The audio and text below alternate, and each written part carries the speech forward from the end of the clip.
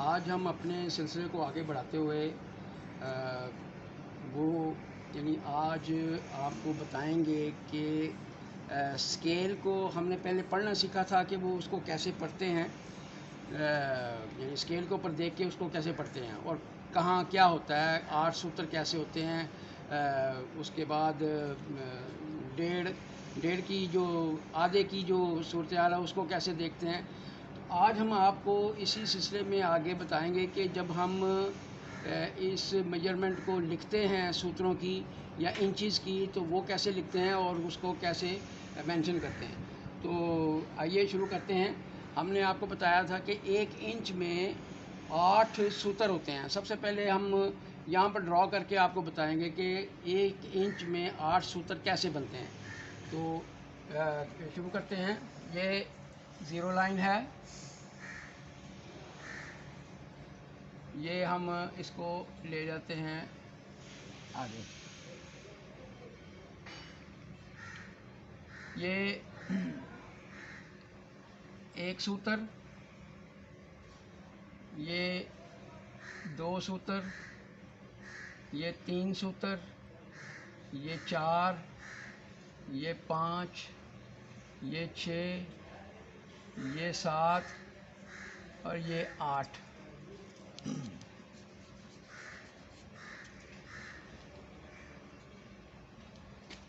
इसको हम यहाँ से यहाँ तक एक सूत्र कहेंगे। इसको हम यूँ लिखते हैं 1/8।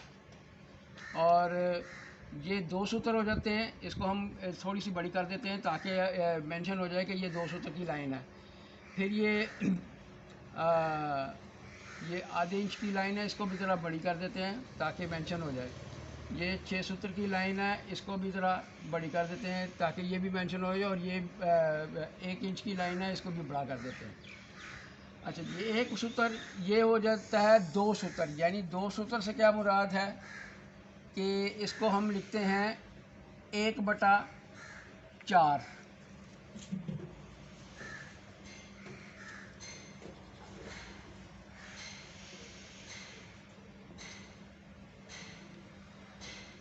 ये 3 सूत्र है, इसको लिखेंगे 3/8।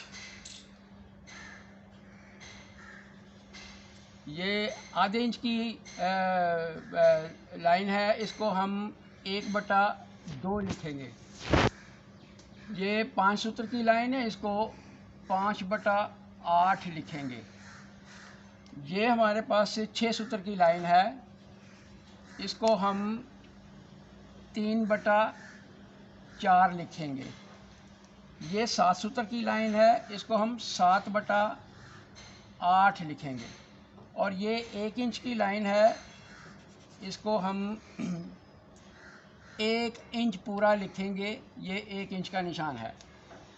तो व्यूअर्स, जब हम ये लिखते हैं तो यकीनन आपके दिलो दिमाग में एक सवाल उभरता होगा कि अगर एक सूत्र 1/8 है तो 2 सूत्र 2/8 क्यों नहीं है। तो जैसे कि 3/8 3 सूत्र है, तो फिर ये 4 सूत्र जो आधी इंच होती है, तो ये 4/8 क्यों नहीं हो जाता। तो इसी तरह 5/8 है, ये 6/8 क्यों नहीं हो जाता 6 सूत्र। जैसे 7/8 है, तो इसी तरह ये 1 इंच 8/8 क्यों नहीं हो जाता। हम कहते हैं जी आपके दिल में सवाल आया है तो इसको आप ज़रूर मेंशन करें, लिखें कि क्या करना है। तो हम इसी तरह इसको लिखते हैं, तो देखते हैं कि इसका क्या बनेगा। हम लिखते हैं जी 1/8, हम लिखते हैं 2/8, हम लिखते हैं 3/8, हम लिखते हैं 4/8, इसी तरह 5/8, इसी तरह 6/8, इसी तरह 7/8 और फिर 8/8। तो आपके जो दिल में सवाल है हमने उसको यहाँ बोर्ड पे लिख दिया है। तो सबसे पहले हम देखते हैं कि ये आपस में 2 सूत्र पे सिंप्लीफाई होता है, 2 के टेबल पे सिंप्लीफाई होता है कि नहीं होता।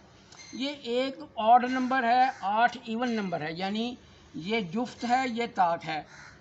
जो जुफ्त और ताक होते हैं आपस में ये यानी मल्टीप्लाई नहीं होते, ये 2 पे ज़रब नहीं खाते, तो इसको हम 1/8 ही लिखेंगे, ये 1/8 ही होगा।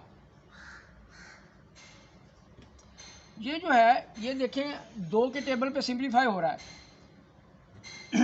यानी 2 एकम 2 और 2 चौके 8, तो इसका जवाब क्या आया 1/4।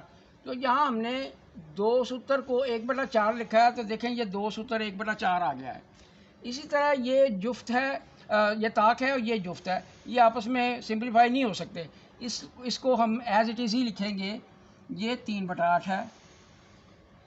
आगे फिर हमारे पास दोनों इवन नंबर आ गए यानी जुफ्त आदाद आ गए हैं, तो इसको हम कैसे लिखेंगे 4 एकम 4 और 4 दूना 8।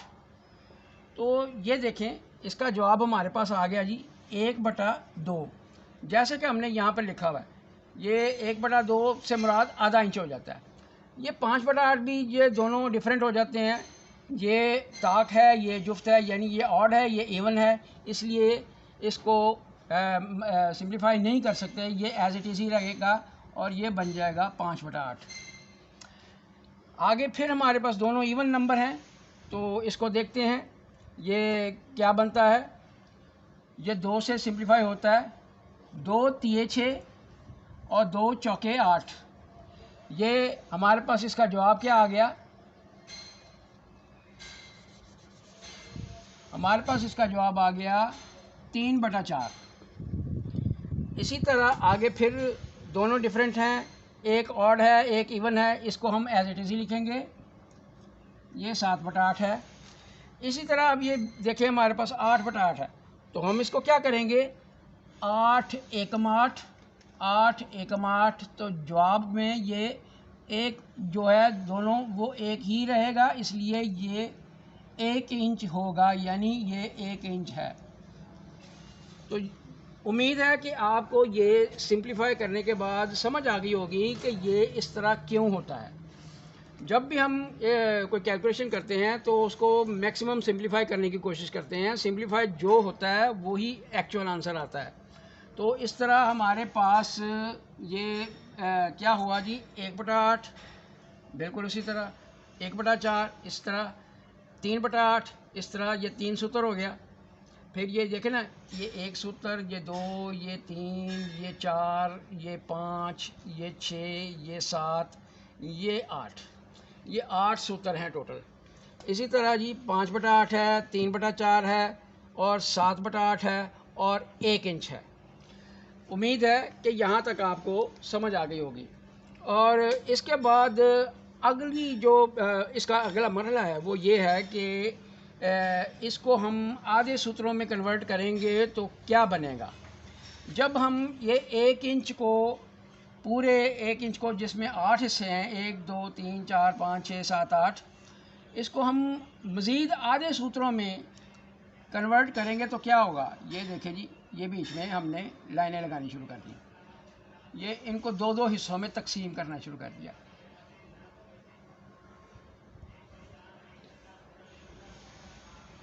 अब देखते हैं कि ये टोटल हमारे पास पोर्शन या फ्रैक्शन में इसका जवाब क्या आता है, या इसको काउंट करते हैं तो क्या बनता है।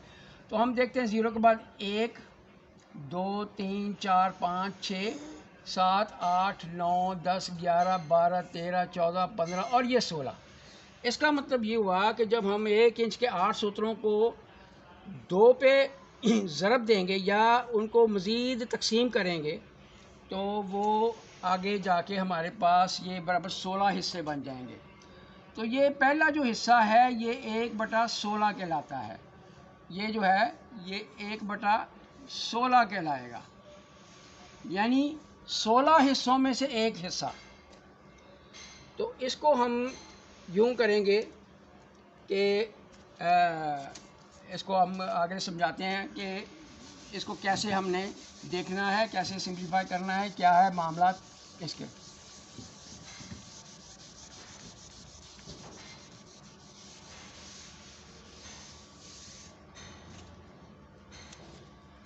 ये हमारे पास सबसे पहले होगा जी आधा सूत्र। जब हम फ्रैक्शन में आएंगे आधे सूत्रों की काउंट करेंगे तो आधा सूत्र पहले लिखेंगे, वो बन जाता है 1/16। फिर हमारे पास एक सूत्र है, वो बन जाएगा 1/8। फिर हमारे पास 3 हिस्से हो जाते हैं, वो बन जाएगा 1.5 सूत्र। पहले आधा सूत्र, फिर एक सूत्र, फिर 1.5 सूत्र हो जाएगा। ये 1.5 सूत्र, तीसरी लाइन जो है ये, अब इसको हम यहाँ से मिटा के उसको 16 हिस्से लिखते हैं। 1 2 3 4 5 6 7 8 9 10 11 12 13 14 15 और ये 16 हिस्से हो गए।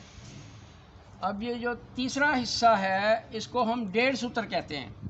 पहले था आधा सूत्र, फिर एक सूत्र हो गया, अब 1.5 सूत्र का मार्क आ गया हमारे पास तीसरा। तो हम इसको क्या करेंगे, इसको कैसे लिखेंगे? ये लाइनें बनती है हमारे पास 1 2 3, तो इसका मतलब है 16 हिस्सों में से 3, तो इसका यूँ लिखेंगे 3/16। इसके बाद 2 सूत्र आ जाता है, 1.5 सूत्र के बाद 2 सूत्र, तो इसको हम उसी तरह 1/4 लिखेंगे।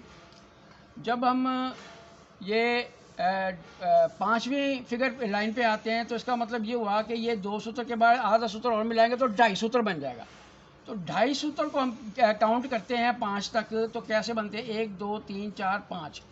इसका मतलब ये हुआ कि 16 हिस्सों में से 5 हिस्से हमने लिए, तो इसका मतलब ये हुआ कि ये 5/16 है।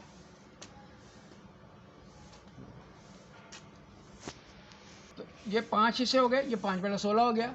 इसके बाद 3 सूत्र आ जाता है, यानी 2.5 सूत्र के बाद 3 सूत्र हो गया, वो बनेगा यूं ही 3/8। उसके बाद 3.5 सूत्र, यानी हम इसको काउंट करेंगे 1 2 3 4 5 6 7वां हिस्सा, यानी 16 में से 7, तो इसको हम लिखेंगे 3.5 सूत्र को 7/16। फिर उसके बाद आधी इंच आ जाता है 1/2, वो ऐसे ही लिखेंगे।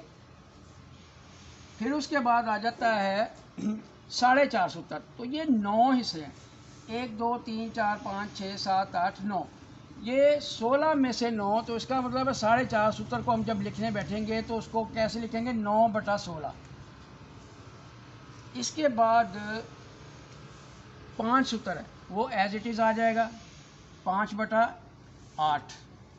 फिर उसके बाद 5.5 सूत्र, इसका मतलब है वो 11 हिस्से हैं, तो 11 हिस्सों में से 16 हिस्सों में से हमने 11 हिस्से लिए, तो 11/16 होगा, यानी 5.5 सूत्र जो होता है वो 11/16 कहलाएगा।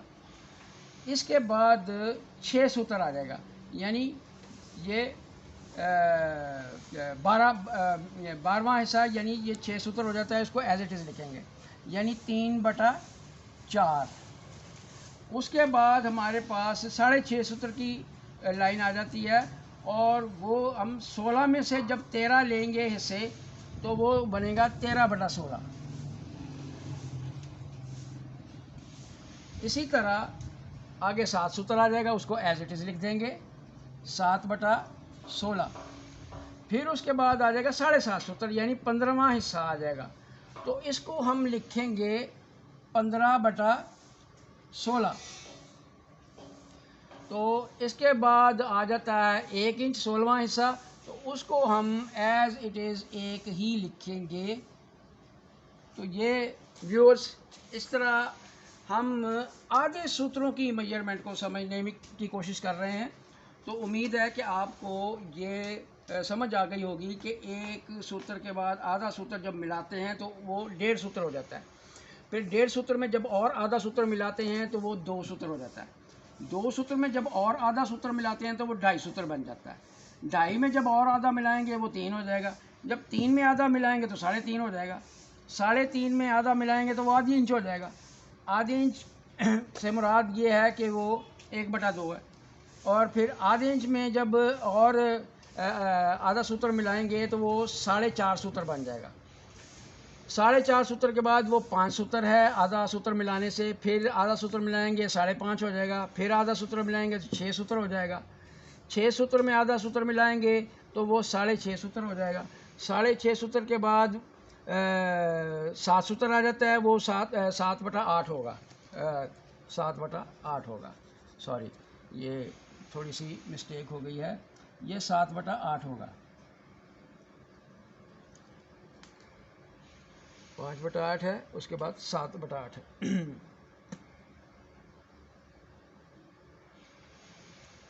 इसके बाद ये अपना 7.5 सूत्र 15/16 और उसके बाद 1 इंच।